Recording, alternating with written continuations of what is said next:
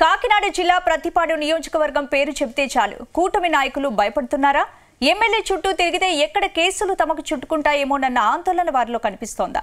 రోగి అడిగింది డాక్టర్ చెప్పింది అన్నట్టుగా ప్రతిపాడు ఎమ్మెల్యే వరపుల సత్యప్రభ వ్యవహారం మారిందా? అందుకే ప్రతిపాడులో కూటమి నేతలు ఆమెకు దూరంగా ఉంటున్నారా?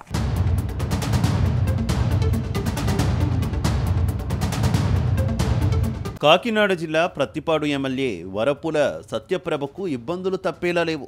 ఎమ్మెల్యే సత్యప్రభ భర్త వరపుల రాజా డీసీసీబీ చైర్మన్గా ఉన్న సమయంలో జరిగిన 100 కోట్ల అవినీతి జరిగిందని ఆరోపణలు వెలుగు చూస్తుండడంతో ఎమ్మెల్యే సత్యప్రభ ఇబ్బందుల్లో పడ్డట్టు తెలుస్తోంది. గతంలో ఉమ్మడి తూర్పుగోదావరి జిల్లా కేంద్ర సహకార బ్యాంక్ చైర్మన్గా వరపుల రాజా పనిచేశారు. ఆయన ఉత్తర కంచి సొసైటీ అధ్యక్షుడిగా పనిచేసిన కాలంలో 100 కోట్ల రూపాయల అవినీతి అక్రమాలు జరిగాయట. ఆయన అధ్యక్షుడిగా ఉన్న ఉత్తర కంచి సొసైటీలోనే 100 కోట్ల రూపాయల బినామీల పేరిట రుణాలు ఇచ్చారని ఆరోపణలు ఉన్నాయి. తాజాగా జగంపేట నియోజకవర్గ పరిధిలోని కెర్లంపూడి సొసైటీలో 104 కోట్ల రూపాయల అవినీతి బయటపడడం చర్చనీయాంశంగా మారింది.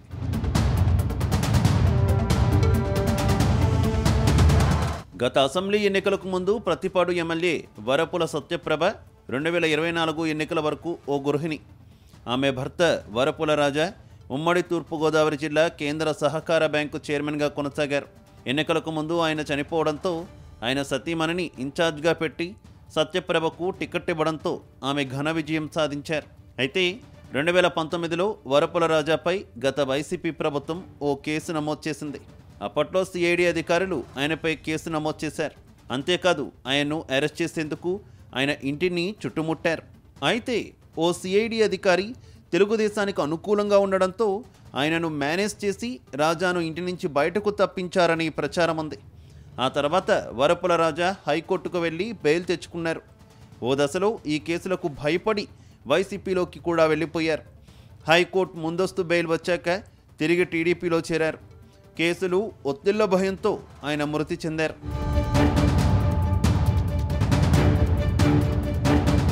ఎప్పుడైతే కిర్లంపూడి సొసైటీలో 104 కోట్ల రూపాయల అవినీతి బయటపడ్డాక అధికార పార్టీ నేతల్లో వణుకు మొదలైందని ప్రచారం జరుగుతుంది. అప్పట్లో రాజాను వెంటేసుకొని తిరిగిన నాయకులు ఒక్కొక్కరుగా సైలెంట్ అవుతున్నారట. దీనికి తోడు ఆయన సతీమణి ప్రతిపాడు ఎమ్మెల్యే వరపుల సత్యప్రభ పూర్తిగా సొంత మనుషులను ఏర్పాటు చేసుకున్నారు. ఆమె సోదరుడు కొంతమందిని ఎంపిక చేశారు. రాజమండ్రి కార్యాలయం నుంచి చక్రం తిప్పుతున్నారు. నిన్న మొన్నటి వరకు ఎమ్మెల్యే తమను పట్టించుకోవడం లేదంటూ ఆరోపించిన కూటమి నాయకులు ఇప్పుడు అదే మంచిదైందని చెవులు కొరుక్కుంటున్నారని సమాచారం.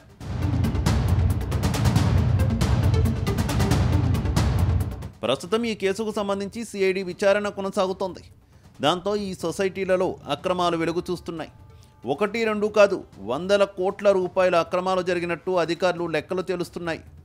మరోపక్క ఎమ్మెల్యే సత్యప్రభ కేడర్ను పట్టించుకోకుండా సొంత బలగం ఏర్పాటు చేసుకున్నారు.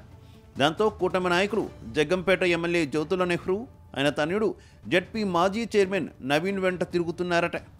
నవీన్ను వచ్చే ఎన్నికల నాటికి ప్రతిపాడు అభ్యర్థిగా ప్రకటించేందుకు నెహ్రూ పావులు కదుపుతున్నారని సమాచారం. ఈ నేపథ్యంలో ఎమ్మెల్యే తన భర్తపై ఉన్న కేసులు మాఫీ చేయించుకునే ప్రయత్నాలు చేస్తున్నారని టాక్. మరోపక్క ఏళేశ్వరం ప్రతిపాడు ప్రాంతాలలో పెద్ద ఎత్తున క్వారీలను ఎమ్మెల్యే అనుచరులు తవ్వేస్తున్నారని ఆరోపణలు ఉన్నాయి. ఎమ్మెల్యే మాత్రం తనకు సంబంధం లేదని మరో ఎమ్మెల్యే చేస్తున్నారని చెబుతున్నారు.